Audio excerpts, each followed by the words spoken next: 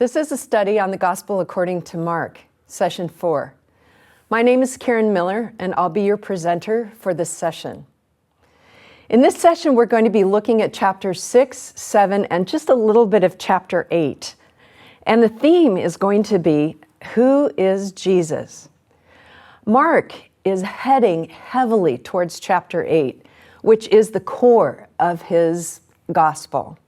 And so all of the experiences that we're going to look at in these couple of chapters are going to be intensely focused on who Jesus is, because in chapter 8, we're going to have to answer the same question that Peter asks. Who do you say that Jesus is? So how will we do that in this session? The first thing we'll be looking at is location, location, location. Mark puts Jesus in his own hometown, and we get lots of information about who he is from the reactions that his family have to him. The second thing we'll be looking at is this great comparison between two very big dinners. The dinner of Herod and Jesus feeding 4,000 and 5,000 people. So how does Mark compare and contrast those two events to tell us who Jesus is?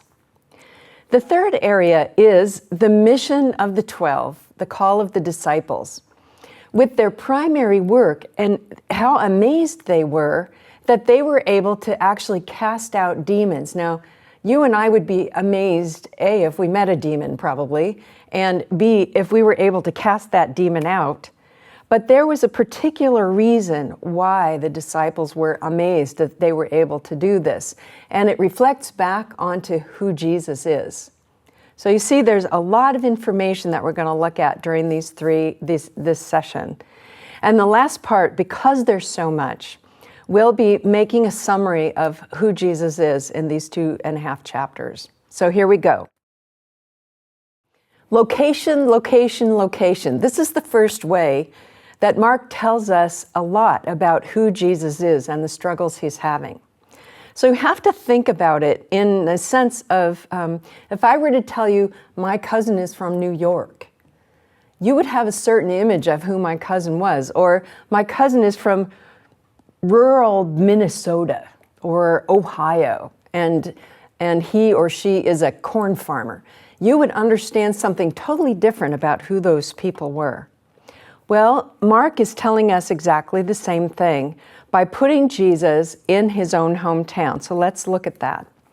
The first issue is that the people are not going to accept him for who he is because they think they already know who he is. In the beginning, they kind of look like they're going to be willing to accept Jesus as a rabbi, and yet they make a fatal mistake here. They're evaluating him based on their own social norms, like his honor in the society, his place in the society. Like, who is he? Who do we know he is? Who's his family? What did he do for a living? Now, because of the culture and because of how structured the social strata was in Jesus' time, Jesus is coming in and asking the people to recognize him as a prophet or as a rabbi. They're not going to be able to do that because he's not from the right social class. And so their reaction instead is going to be to go after him, to take him down a peg. It would be kind of like the families in this town going, well, who does that Jesus think he is? My son got way better grades when he was studying for his bar mitzvah than that Jesus, son of Mary, ever did. If anybody should be a rabbi, it should be my son. So this is the kind of chit-chat that was probably going on in Jesus' town when he comes into town. They go after him with 5 questions, and Mark uses these questions to open up who Jesus is. He's preparing us for chapter 8, as I said. So the first question is going to be, what is the source of the amazing power, given that this is a guy who's just like us? He's just a common guy. That sets up your storyline for the whole rest of the 4 questions. The second question is, what is the wisdom that he is offering here? So by all the standards in this society, Jesus should not be able to know the things that he knows here. And Mark is saying, as we know, Jesus is going back to the book of wisdom. He is a wise teacher, and he's also making a reference to the Hebrew Bible about what does it mean to be a wise person. So he's going to answer that question for us. The third question is, who is he that such mighty deeds are accomplished by his hands? And mighty deeds is a phrase that's used also in the Hebrew scripture to indicate some things. And then the last two questions are meant to sort of designate his social status. We know his mother, he's a craftsman. We know his brothers, we know his sisters. So who does he think he is? So let's look a little bit at that. Who is the wise person in the Hebrew Bible? Well, a wise person would be known for a couple of things. There would be a relationship between a wisdom that a person had and their ability to live an honorable life. So the people who are looking at Jesus right now, who are saying, okay, he's not any different than we are, and yet he's speaking the kind of wisdom that we're familiar with in the Hebrew Bible. This makes no sense to us. They would be looking back at also Elijah and Elisha were seen as wise people, wise prophets. And he would be compared with the prophets of the Old Testament, which they're not doing very well. Also, the question about, isn't he just a craftsman? They are scandalized by the fact that he's teaching. And the word to be scandalized in the Greek means a stone that trips. And Mark is telling us a very important thing about the people who are looking at Jesus and what he's teaching. His social status and their inability to see him in any other way outside how they kind of have him pegged because they knew him when he grew up, prevents them from actually seeing the presence of God working through him. Now he says, the scriptures say, aside from curing a few people who were sick, Jesus couldn't do anything in his own hometown. Now Mark wants to be very clear as he's telling us, Jesus did cure and heal some people in his community. So Mark is not telling us that Jesus loses his power to heal the sick and to cure those who have needs. He is telling us something very important, which is this. He cannot compel acceptance of him as the Messiah or as a prophet or as God's presence. So Mark is recognizing that conversion, not only on the part of the people who are interacting with Jesus here from his own hometown, but also anyone else who sees the mighty deeds of Jesus. Again, a reference back to the mighty deeds of the Old Testament prophets. One can actually see the presence of God, as the people did with Jesus, and not understand it because of their preconceived notions about what is supposed to be. So that's not only a lesson to the people in this part of Mark, but it's a lesson to us about the importance of being willing to open our eyes and really see what God is doing 5 feet in front of us. Okay, so there's one thing that his location tells us is his family has him pegged as just a carpenter's son, and as such, he couldn't possibly have the wisdom or do the mighty deeds that he's doing. The second thing that we're going to know here is in this area where Jesus grew up, this was a rural area. There's a reference that Mark is making to the social class that we're seeing as the audience of Jesus here. Jesus went to villages. He didn't necessarily go into the big cities until he went to Jerusalem. So what does that tell us about the people in this area? And it also gives us some background to Jesus' fight with the Pharisees over hand washing a little bit later in this chapter. The fertile lands of the Mediterranean were 90% rural agricultural society with a very small service class that were artisans and carpenters, which is probably what Jesus and his father were. There were also religious leaders who traveled the highways and the byways of the rural areas so that they could preach and also gather money, as we will see later on. The survival of these families really depended on what they could produce from their family land. And so maintaining their ancestral lands was really important for them in terms of their survival. Now, at this time, at the time of Mark's writing, there was a significant loss of land by the peasants, so that much of the land that is in the surrounding area is not, in fact, held by the peasants as their ancestral land, but is held by city people who have taken advantage of hard economic times, unpaid debt, many different economic situations. Even in this culture, every 7 years, ancestral lands were supposed to be returned to the family. And the landowners, the absentee landowners, were kind of skirting around that law in a number of different ways, one of which was by putting those peasants in debtor's prison so that there was no way that they could even be out and work the land. There was an incredible amount of anger here among the poor because this was a socially condoned, politically influenced level of poverty that existed among the rural peasants that Jesus would have been talking to. So let's talk about the impact that the purity laws that the Pharisees are attacking Jesus around. What was going on in that conversation there in chapter 7? Well, the Greek word for unclean actually means common. And if you would look at how these purity laws came about, they were actually written by people who lived in cities, people who had access to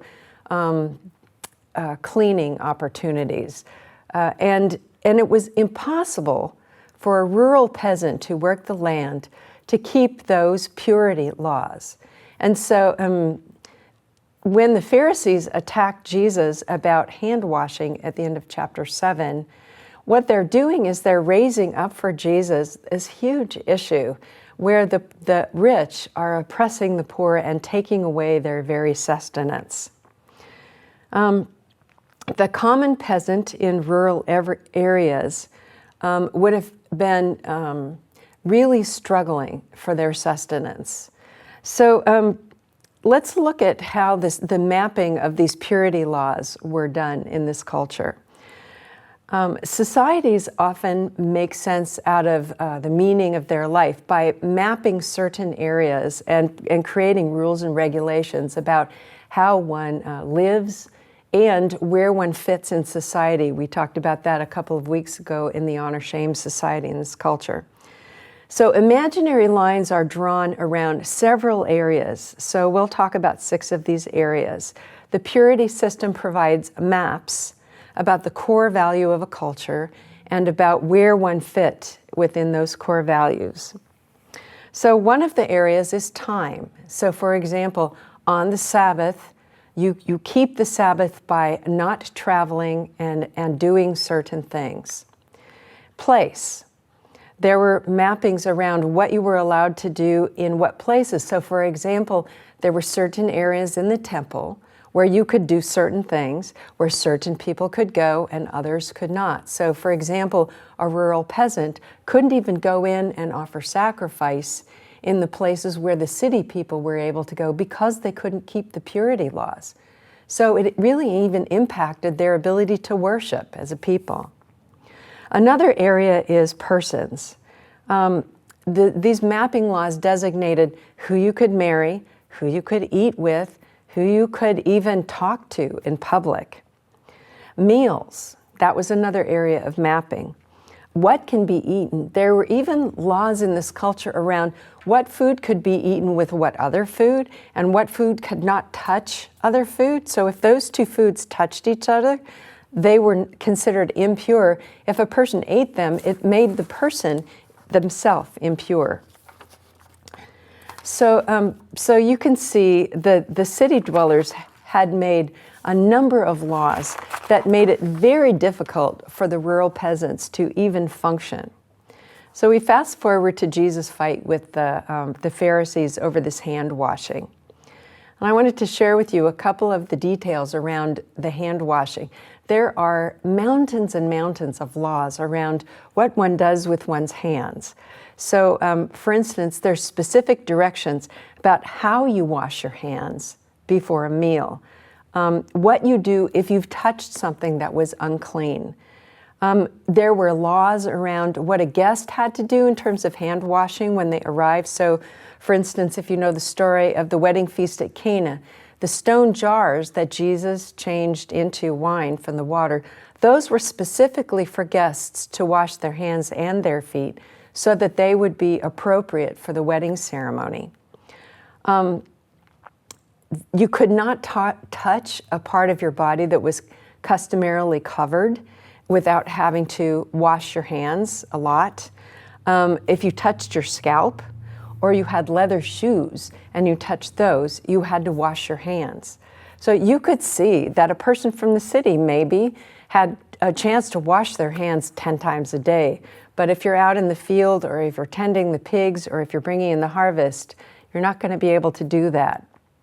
So during this conversation about why do your disciples not wash their hands before they eat, this is really a societal division between the powerful and those who lack power.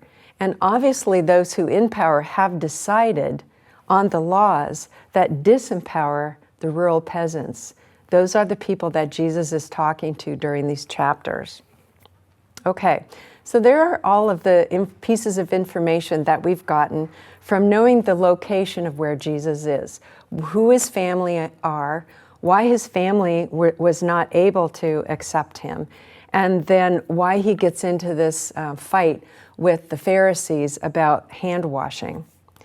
The second piece of geography that we're going to talk about a little bit later is the fact that when Jesus does the feeding of the 4,000 in the next chapter, he has been traveling in Gentile country called Tyre. And if you know the bad blood that existed between this area and the Jews, you would know that there was a tremendous amount of anger and hostility and bitterness. So Mark is telling us something that's going to preview what happens later on in the church. And it is also a challenge about including not only the poor and the oppressed, as Jesus is focused on in these first chapters of Mark, but it's also going to encourage the church to include Gentiles. So Tyre is a Gentile area, and would have been incredibly offensive for a Jew to know that Jesus was headed into this area, because it means that Jesus was associating with people who had actually been very mean to the Jewish community. So, and we'll talk about that in a minute when we talk about the Phoenician Women, who was a person who received healing from Jesus. Okay, let's talk about the comparisons between the two banquets now. We're going to look at how does Mark show us the identity of Jesus by looking at what happened during Herod's banquet, and then what happened during the feeding of the 4,000 and the 5,000 in those stories here. So Herod's banquet. Herod's banquet served a select class of people. They were definitely the upper class and those who were in power. It takes place in a beautiful palace. It starts with Herod's grudge and Herodias' grudge against John, because John has criticized Herod for his marriage to his brother's wife. So she has a vendetta out for poor John.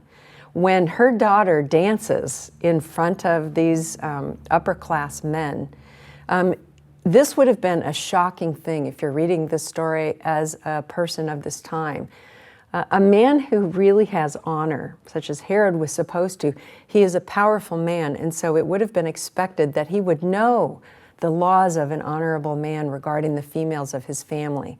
A dance at a wedding feast or at any kind of feast was normally not ever done for men outside the family because the dances were often quite erotic.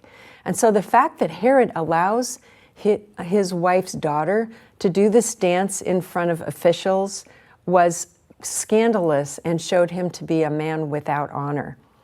The second thing you would know in this culture is that for a man to be overcome by the sensuality of a woman in public, in front of his peers, was a great shame, and he would have actually taken a step down in the eyes of society by saying something as ridiculous as, "You can have half of my kingdom just because you performed this great dance." So Herod he is a man of power, but he's shown himself to be sided with a class, the upper class, takes advantage of a young woman who is naive, gives into a grudge, and brings about the death of another man who is considered honorable. So that's the banquet that's being compared to the feeding of the 4,000 and the 5,000. So let's take a look and compare and contrast those two. Where does Jesus feed the people? He feeds them out in the wilderness. So we have this great image that goes all the way back to the people wandering in the wilderness and God leading them to the promised land. So Mark is giving us a setting, not in a beautiful palace, but in a place of spiritual power, which is out in the wilderness.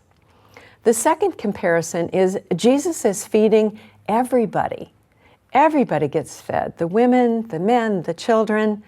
And as we know from looking at what the kind of class of people would have been who Jesus was talking to in this area, these are the poor and the disenfranchised peasants, maybe people who have been imprisoned for debt, who have lost their lands and experienced great hardship in this culture.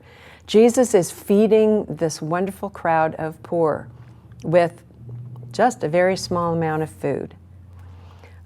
Jesus starts his dinner by calling out of people generosity. So the disciples go to him and they say, what do we do with these people? We have so little food, let's just send them away.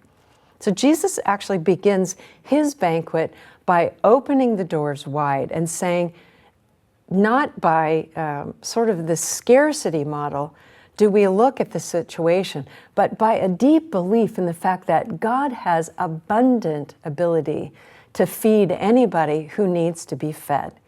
So it also goes back to an Old Testament verse in the Book of Wisdom. "Oh, everyone who thirsts, come to the water. Come without money, come without price, come eat and drink rich fare." So Jesus is acting as wisdom, the presence of God's wisdom in the Old Testament or the Hebrew Scriptures, as he opens wide the door to feed these people. And in these two situations, he has compassion, but for very different reasons. When he feeds the 5,000, he's not as concerned about their physical need, but his heart breaks for them. That's really the actual word that we see when it says Jesus' heart goes out to them. His heart is breaking for the people because they are like sheep without a shepherd. They are completely lost. A sheep has loyalty and connection to the shepherd. In fact, we have all kinds of images about when the shepherd in this culture calls the sheep know his voice and go straight to him. But these people, there's no voice. The voice of God has gone silent in their lives because of the leadership of their religious tradition, according to Jesus. So he is stepping up as the good shepherd in this situation. In the feeding of the 4,000, it's a little bit different. He says, well, these people have been following us for 3 days. Don't you think we have a little bit of a responsibility to take care of them? If we send them away, they're just going to die of hunger on the road. So give them something to eat. So it's interesting to compare these two banquets, if you will, in the wilderness. One is Jesus is focused on their need for a religious leader or the presence of God in their lives as lost sheep. In the other, he's dealing directly with their hunger, with their physical need for food. So in both ways, he's responding to the needs of the people that are around him. And finally, Jesus gives the order that they be seated in groups of 50 and 100, which is also kind of a throwback to the 12 tribes of Israel, and they're being sort of settled in the land by the numbers of people in each tribe. So he is bringing about, Mark is referring back to the story of the people taking over the land, and says in these two feeding stories, this is a time where the people will find their home in Christ. Just one little word about the barley bread that Jesus was having to use during his feeding of the people. Barley bread was the food of the poor. Now, why was that? Barley is a very tough grain, and it's very hard to grind, and it doesn't really taste very good even after you bake it into bread. So it was very a dark, heavy kind of bread. But also, if you knew how barley bread was made, it was ground with these big stone grinding wheels, and the grain was so hard that it actually broke off bits of that grinding wheel, and that would be incorporated into the dough that was made for the poor to eat. And they had to do this every day. It was actually called black bread because they brought their grain to the mill in the dark of the early morning so that they could make the dough and then take it to the village baker. So it was not uncommon that the teeth of the poor would be ground down, because not only were they eating this hard barley bread, but it was mixed up with stone. And so they would be grinding away their teeth over their lifetime. It was not a very good source of nourishment. But again, Mark uses this small detail in his brilliance as a writer to let us know these were not rich people that were coming to Jesus. They were the poorest of the poor. And he takes what he has and responds to what they need. Okay, let's go to our last piece, which is looking at the mission of the 12, and in particular what it meant that the disciples were, as they go out and work with people and spread the good news, are able to cast out demons. So let's first look at what does this culture believe about demons. So in this culture, every event and every deviant sort of behavior of a person came from a human or a non-human entity that effected those events and behaviors.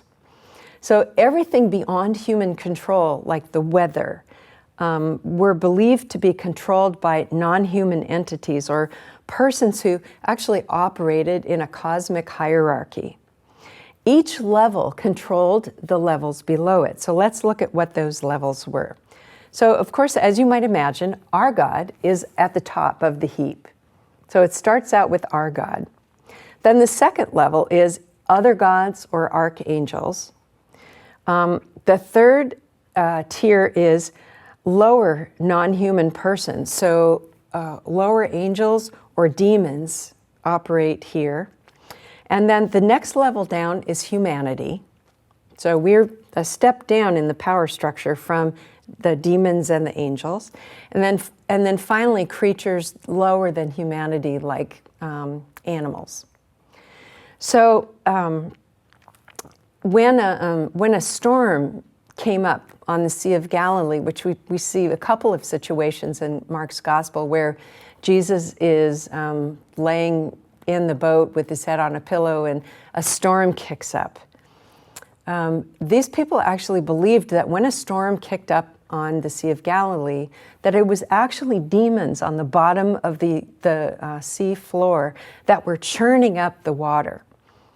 So for Jesus to be able to cast out a demon is unheard of, because of course demons were here and human beings were here. So the fact that Jesus can cast out what is considered a demon in this culture puts him not one level up, not two levels up, but 3 levels up above what the people would have seen as his place in kind of the cosmic reality. That he has shown that he has power over angels and demons, which is kind of puts him in the realm of the divine. So that is why it's so sort of incredible to the disciples when he chooses them and he sends them out 2 by 2. And almost the first thing that they come back with is not only that they can heal the sick, but that they can cast out demons. Okay, so they said, okay, we could heal the sick. We almost could believe that because they had seen Jesus do that, and they saw him restore the people to their families and their friends. But to cast out a demon was a whole different thing because it means that you had just moved yourself up in the cosmic hierarchy. So you can imagine the disciples' amazement when they're able to do what Jesus did. And in fact, not even understanding what it is that Jesus is doing when he's casting out demons, because really the only time that the disciples ever really show that they understand who Jesus is when he calls them and they come. The rest of the time in Mark's gospel, they're pretty clueless. But that's why they're so amazed that Jesus has been able to not only transfer his power to heal to them, but also transferred his status in the cosmic reality, his ability to actually change the power of evil into their lives. So Mark is actually giving us a really clear idea of what is the call of the disciple here? What are we actually able to do, just as those 12 were able to do? And he's saying that we, like Jesus, as disciples of Jesus, we do what he did. We have the power to interact with nature in a way that Jesus did. To have faith that God is embedded in our lives, in a sense, so that when things don't make sense, or when we're really struggling, that there is a greater purpose here, and that we are connected to that greater purpose. Just as the disciple, I think sometimes we're just as amazed as the disciples were when things work out in our lives. And why should we be so surprised? As Jesus, so the church. So let's look at the Syro-Phoenician women. Now, you remember that the feeding of the 4,000 happens after Jesus has been traveling through Tyre, which is the Gentile area. Now he's approached directly by this Syro-Phoenician woman. So who was she in the culture? So first of all, she's a female, which we know Jesus was not really supposed to be interacting with females at all because men and women just didn't talk to each other in public unless they were related. We also know that she was, from the description that Mark gives us, she was a Greek lady. So this is one of the places in Mark that's kind of a surprise for us. She's a higher class of person than Jesus has been interacting with during these 2 chapters. She's a Gentile, not only a female, but she's a Gentile, which means if she's from this area, she is the enemy of the Jews, the enemy. And my favorite part of this is that she engages in the same kind of argument, repartee, with Jesus that Jesus has been engaged with the Pharisees in and winning every single time. 100%. Jesus wins, the Pharisees lose. Now here comes this woman who is all the wrong kind of person, and she engages Jesus for what? For a demon that has possessed her daughter. So you can see sort of the readers of this story are looking at this woman going, okay, not only are you the wrong kind of person for Jesus to be interacting with, but your daughter has a demon, which means she's in big trouble. So we know, and actually later on in the church tradition gives both this woman and her daughter names. They're named Justa and her daughter Bernice.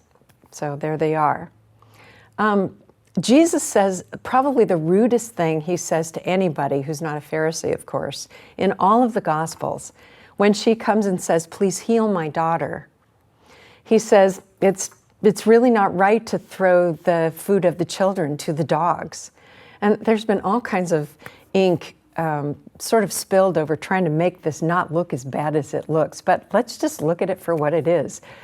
Jesus was really not thrilled about having this Gentile Syrophoenician woman approach him at this point. It was just not what he was doing. He was interacting with the lost sheep of Israel.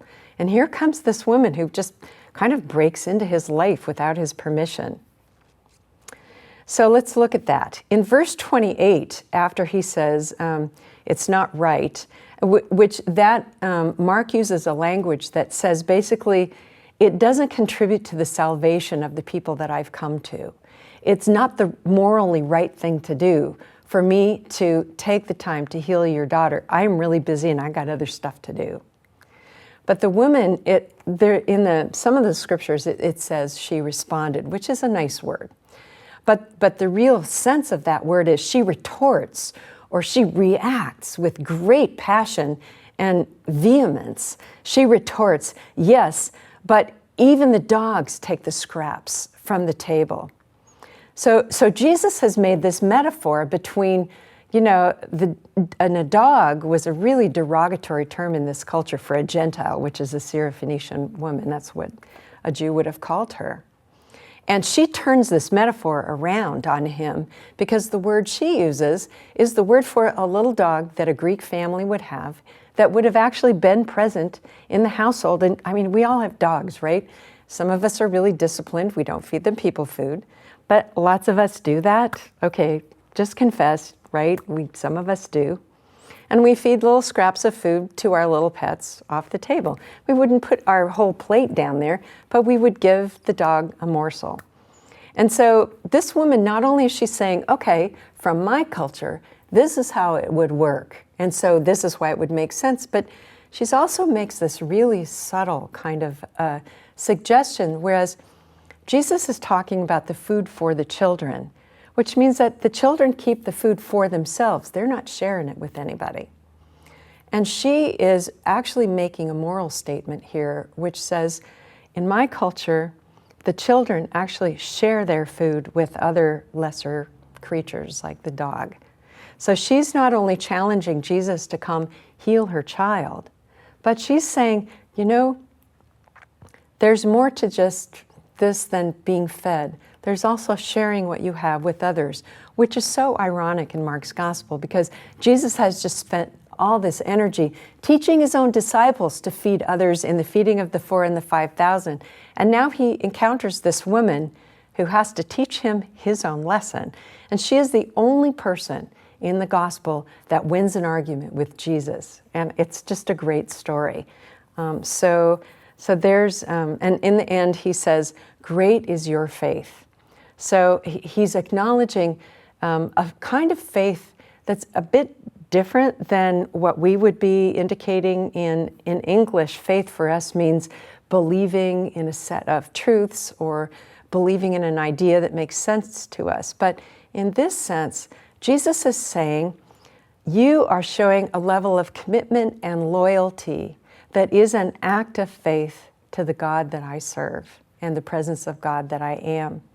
And once again, we have to sort of throw ourselves back to the beginning of chapter 6, where Jesus is going toe-to-toe with his family.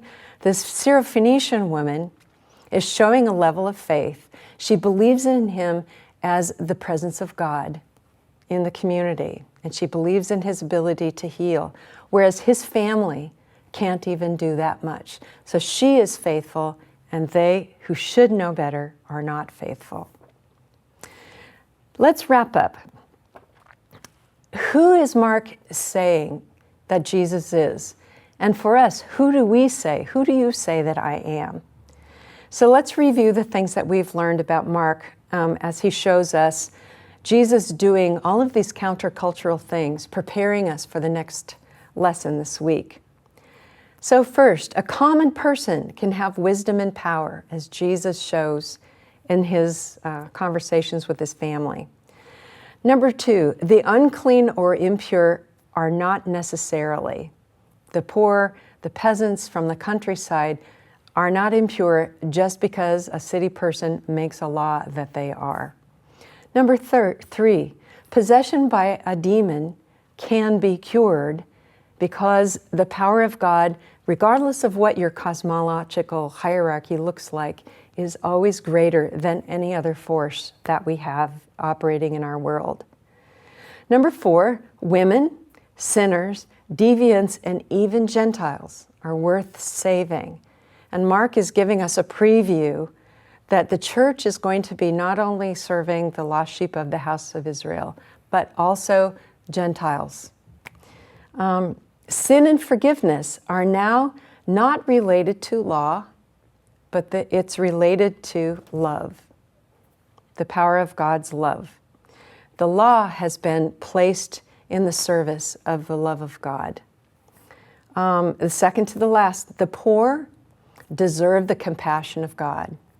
And finally, faith is an action of commitment and loyalty, that the true disciple shows commitment and loyalty in our actions to the person of Christ and the presence of God in our lives. So thank you for joining us for this session. I hope you've enjoyed our time together on chapters 6, 7, and a little bit of 8. And we'll see you again next time.